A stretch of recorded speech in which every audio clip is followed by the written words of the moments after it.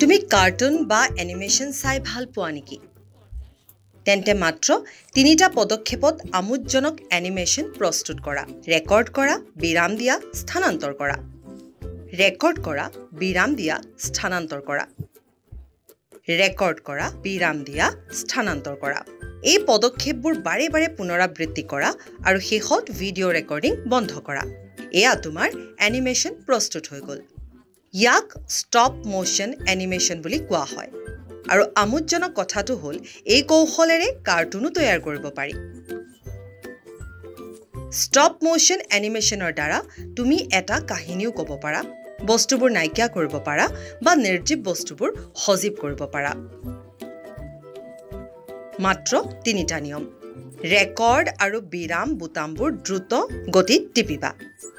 বস্তুবোৰ লাহে লাহে আগুৱাই নিবা। কেমেৰাটো লৰচৰ নকৰিবা। যদি তোমাৰ ফোনত ভিডিঅ' বিৰাম দিয়াৰ বিকল্প নাই, তেন্তে তুমি ফটোৰ জৰিয়তে এনিমেশ্যনো কৰিব পাৰা। বস্তুবোৰ আগুৱাই নিয়া, ফটোখন টানা, তাৰপিছত ইয়াক আগবঢ়োৱা। পুনৰ ফটোখন টানা আৰু শেষত যিকোনো এডিটিং এপত এই সকলোবোৰ ফটো ক্ৰমত লগোৱা। ই আমোদজনক নহয়নে?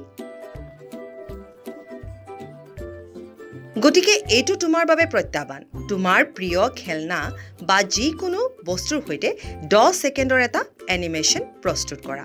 তোমাৰ ভিডিঅ' আমাৰ সৈতে প্ৰথম ক্ৰিয়েটিভিটি ক্লাবৰ দাখিল পৰ্টেলত ভাগ বতৰা কৰা। এনিমেশ্যনটো প্ৰথমবাৰতে সঠিক নহ'বও পাৰে, কিন্তু চেষ্টা কৰি থাকা।